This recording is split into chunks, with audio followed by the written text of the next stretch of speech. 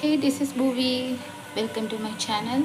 உங்களுக்கு egg fry, tawa fry, தோசைக்கல்ல வறுக்கிறது எப்படி சிம்பிளாக பண்ணி காட்டுறதுன்னு சொல்கிறேன்.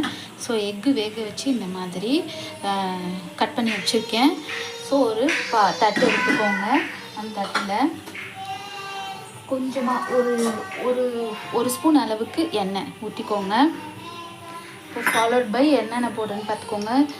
1/2 ஸ்பூனுக்கு குறைவா ரெட் சில்லி பவுடர், அதே மாதிரி கொரியாண்டர் பவுடர் 1/2 ஸ்பூன், அப்புறம் மஞ்சள்தூள் கண்டிப்பாக கொஞ்சம் நெக்ஸ்ட்டாகவே போட்டுக்கோங்க. ஏன்னா எக்கோட ஓடர் வந்துட்டு இதாக இருக்கும்ல, அதுக்கு சரி போட்டாச்சு. நெக்ஸ்ட்டு முக்கியமான திங்கு இது வந்துட்டு பெப்பர் பவுடர் கண்டிப்பாக ஒரு ஸ்பூனாவது போட்டுக்கோங்க, அப்போ தான் ஓகே. இப்போது அடுத்தது தேவையான 5 முட்டைன்றதுனால அது கணக்கான அளவாக உப்பு போட்டுக்கிறேன். போட்டுட்டு நல்லா மிக்ஸ் பண்ணிக்கோங்க. ஓகே, ஸோ மிக்ஸ் பண்ணி வச்சாச்சுங்க. இப்போது இதில் எல்லாத்துலேயும் இந்த முட்டையில் எல்லாத்துலேயும் இப்படி அப்ளை பண்ணி ரெடியாக வச்சுக்கோங்க.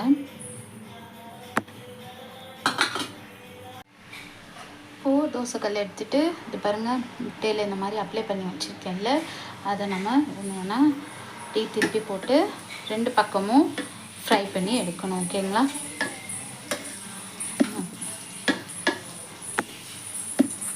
ஓகே, இது பாருங்கள் ரெடி ஆகிடுச்சு. 2 பக்கமும் ஃப்ரை பண்ணியாச்சு. மாற்றி ட்ரை பண்ணி பாருங்கள், சூப்பராக இருக்கும். இது நம்ம கடாயிலையும் போட்டு செய்யலாம் எண்ணெய் ஊற்றி. பட் இந்த தோசைக்கல்லில் போட்டால் எண்ணெய் கன்சப்ஷன் இன்னும் கொஞ்சம். So egg tawa fry ready. Try it at your home. Bye C.